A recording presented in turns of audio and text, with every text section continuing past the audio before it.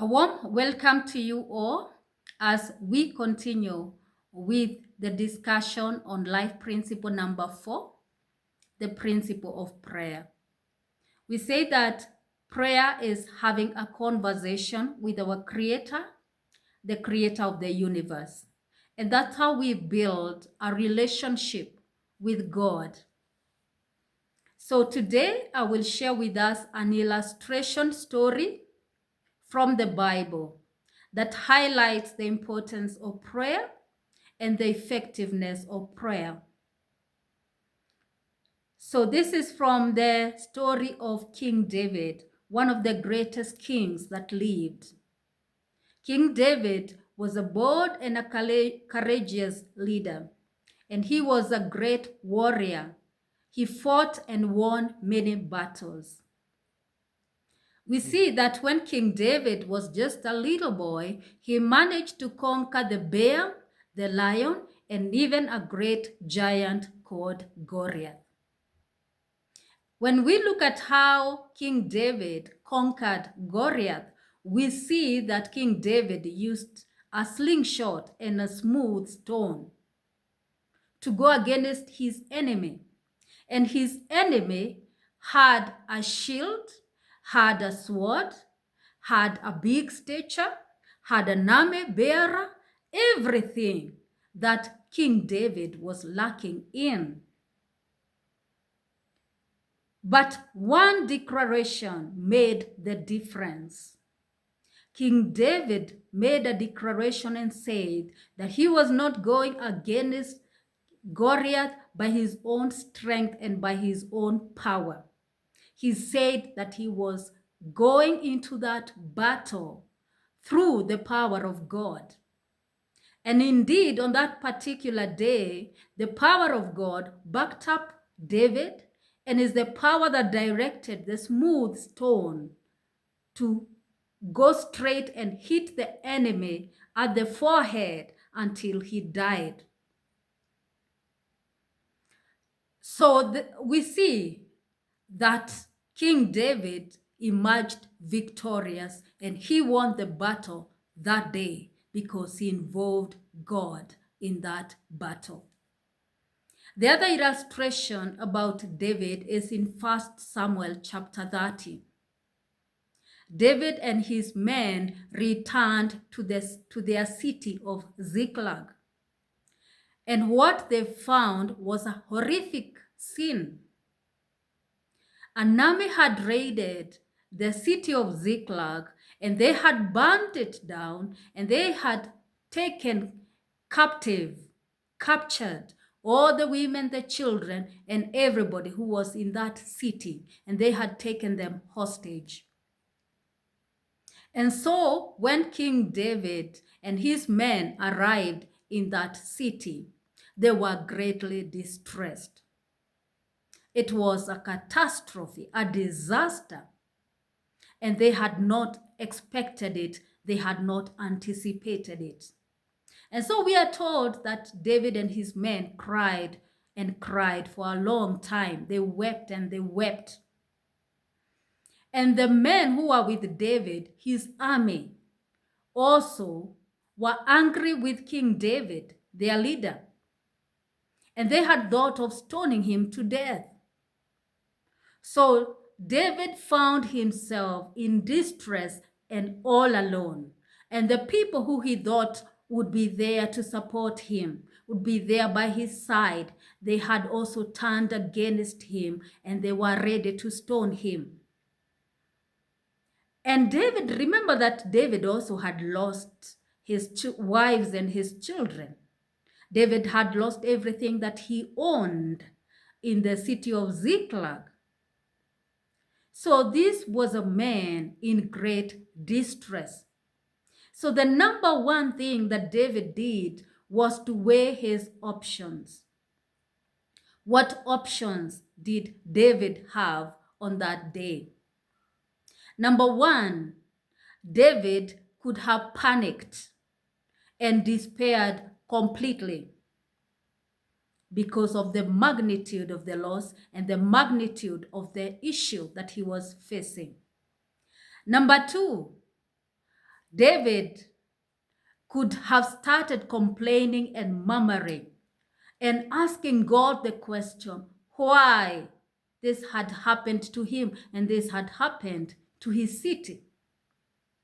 The third thing, David, as the head of government, could have convened a crisis meeting immediately and tried to see how to sort out this big issue that was facing him. The fourth thing is that David could have rallied his army behind him and gone in hot pursuit after the enemy that had caused havoc. And the fifth thing is that David could have turned to his advisors, or he could have sought for the prophet of the day to come and give him advice or the next step in what he was supposed to do. But what do we see? We see that David, number one, he retreated and he encouraged himself. He took comfort in God and consoled himself. There is God who was in a position to help him. Number two, we are told that David inquired of God. He went before God in prayer, and these are two things that he sought from God. You see, David already had a strategy in mind of what he was going to do. But before he undertook the task of what he wanted to do, he inquired from God.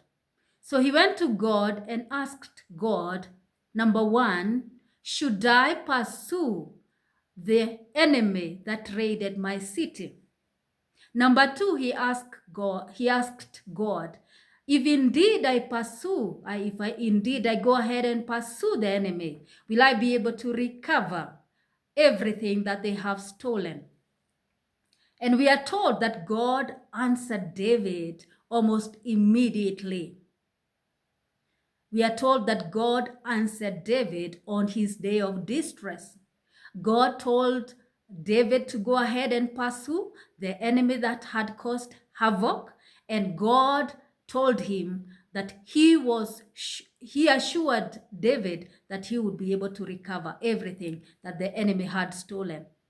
At the end of that story, we see that indeed King David was able to pursue the enemy, overtake the enemy, and recover everything that the enemy had stolen. So when you look at the Bible, it tells us that God said about King David that he was a man after his own heart. So King David used to seek God all the time before he went to battle, before he undertook different things in his leadership role as the king. And so it's God who guided David, King David. It is God who enabled David to fight the battles and to win them. We are told that God established an everlasting covenant with King David. Why? Because King David had built a relationship with God. I'm not saying that King David was perfect. By the way, as a human being, he also stumbled. We all know that he stumbled. But even after he stumbled, King David would still run back to God and seek for forgiveness and seek to continue having a relationship with God. When you look at the predecessor, King Saul made a lot of mistakes and made a lot of errors in his reign.